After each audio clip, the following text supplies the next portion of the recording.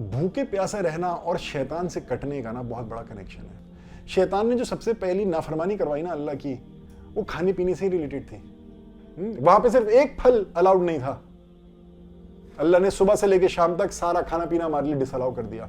शैतान उनसे हमारी दूरियां बढ़वाना चाहता है। जैसे यूसुफ अलैहिस्सलाम और उनके भाइयों के बीच में दूरी बढ़वाई ना शैतान ने बनी इसराइल में। जो बनी इसराइल में किया वही बनी आदम में कर रहा है।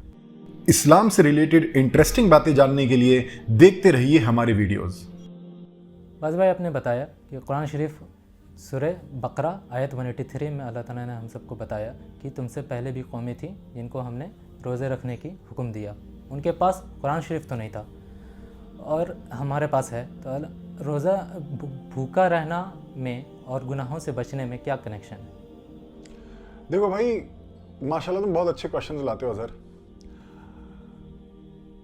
ये सोचने वाला पॉइंट है कि देखो पहले की कौमों में तो कुरान नहीं उतरा था ना, ये तो सल्लल्लाहु अलैहि वसल्लम की उम्मत पे उतरा है। हम कह रहे हैं रोज़ा रखने को क्यों? क्योंकि कुरान नाजिल हुआ।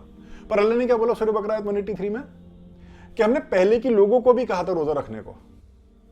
तो बहुत अच्छा क्वेश्चन है ये कि जब अगर देखा जाए एक तरीके से कि वहां पे तो कुरान भी मौजूद नहीं था, उनको भी भूखा प्यासा रखने को क्यों अल्लाह ने हुक्म दिया? रोज़ा रखना क्या है? खाना पीना ना करना और गुनाहगार ना होना, इसमें कनेक्शन है। देखो तुम गहराई से सोचो, यही बात है ना, कुरान का एक हिस्सा दूसरे हिस्से को एक्सप्लेन करता है। हमारे अम्मा अब्बा से, आदम अलैहिस्सलाम, हज़रत हव्वा से क्या नाफरमानी हुई थी? खाना ही तो खाया था कुछ, है ना? अल्लाह ने कहा था कि जी इस पेड़ से मत खाना, और उन्होंने खा लिया। को जो खाना है खाओ, उनको मनादगी नहीं थी, भूखा प्यासा रहने का हुक्म नहीं था उनको।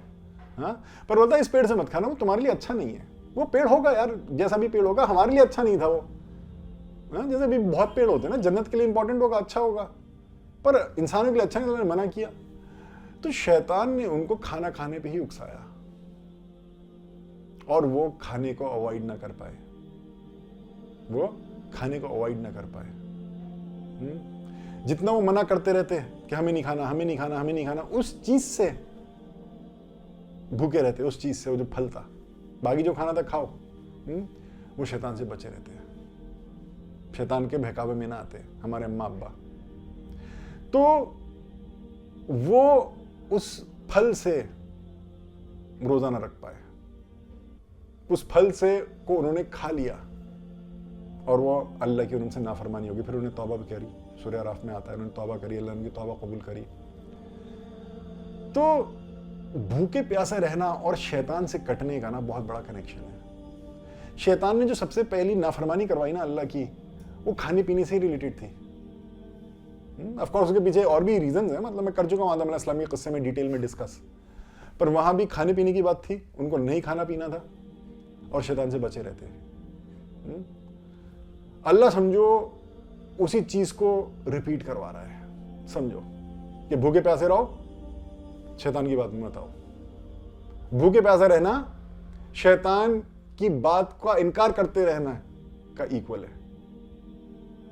वहां पे सिर्फ एक फल अलाउड नहीं था। अल्लाह ने सुबह से लेकर शाम तक सारा खाना पीना हमारे लिए डिसअलाउ कर दिया। वो खाना पीना ना समझो उस पेड़ की तरह हो गया, समझो उस पेड़ की तरह हो गया कि उनको बस उस पेड़ से नहीं खाना था, तुम्हें इस दुनिया का जो भी तुम्हारा रिस्क है सुबह से शाम तक, वो तुम्हें नहीं खाना है। प्रैक्टिस सिमिलर ही है अगर तुम गहराई से देख पाओ। तो वहां पे उन्होंने शैतान की बात में आ गए और उस फल से खा लिया। अल्लाह ही सिखा रहा है शैतान की बात में नहीं आना। मैं कह रहा हूं नहीं खाना तो मत खाना। समझ में आ रही है? और शैतान जो है वो तो बाहर की जो आउटवर्ड चीजें होती है, खाना पीना, वो तो उसका टूल होता है। अंदर की चीज गहरी होती है, ज्यादा गहरी होती है। फॉर एग्जाम्पल अल्लाह ने शराब बनाया कि शराब मत पीना। शराब का रोजा है ना, वो परमानेंट। समझो उस पेड़ का जो फल था वो परमानेंटली नहीं खाना था, उनको मना था। शराब भी हमारे लिए परमानेंटली मना है। क्यों? अल्लाह कहता है सूरह 5 आयत 91 में, इन्नमा युरिदु शैतानु अन युकिया बैनकुमुल अदावत वल बगदा फिल खमरी वल मैसिरी, कि शराब और जुए के जरिए शैतान का तो इरादा यह है कि तुम्हारे बीच में नफरत और दुश्मनी लाए। खाने पीने की चीज तो टूल होती है, औजार होता है। शैतान का मुद्दा कुछ और है, नफरत और दुश्मनी। अल्लाह अल्लाह की मखलूक के बीच में। उसने ही डाला था उनके दिल में। पता है क्यों अल्लाह ने तुम्हें खाने को मना किया है? कि तुम फरिश्ते जैसे ना हो जाओ। आदम अलैहिस्सलाम के दिल में अल्लाह के लिए बुराई ला रहा था। शैतान खालिक और मखलूक में, क्रिएटर और क्रिएशन में, भाई भाई में, बहन बहन में, रिश्तेदार रिश्तेदार में, आदम अलैहिस्सलाम की औलादों में, इंसानों के बीच में दूरियां बढ़ाता चला जाता है, दूरियां बढ़ाता चला जाता है। देखो आप सल्लल्लाहु अलैहि वसल्लम के कई रिश्तेदार थे जो ईमान वाले नहीं थे, पर आप सल्लल्लाहु अलैहि वसल्लम ने उनके करीबी रखी थी उनके साथ, राइट। तो हमारे भी कई बहुत भाई हैं, जैसे हिंदू हैं, ईसाई हैं, यहूदी हैं, बहुत सारे लोग हैं। हाँ, शैतान उनसे हमारी दूरियां बढ़वाना चाहता है। जैसे यूसुफ अलैहिस्सलाम और उनके भाइयों के बीच में दूरी बढ़वाई ना शैतान ने बनी इसराइल में। जो बनी इसराइल में किया वही बनी आदम में कर रहा है। तो उसका मुद्दा असल में ये है, खाना पीना तो उसका एक जरिया है, और ना खाना पीना, उसको अवॉइड करना एक रिमाइंडर है मुत्तकी के लिए कि शैतान की बात में नहीं आना है। वो दूरियां क्रिएट करना चाहता है। हो गई ना दूरी क्रिएट, आदम अलैहिस्सलाम अल्लाह के बीच में जन्नत से निकल गए, दूरी क्रिएट नहीं करने दी। मुद्दा पेड़ से खाना नहीं था शैतान का, मुद्दा दूरी क्रिएट करना था। तो खाना पीना छोड़ के लेसन याद करना है कि शैतान दूरियां क्रिएट करेगा, दूरियां ही नहीं होने देनी, दूरियां ही नहीं होने देनी।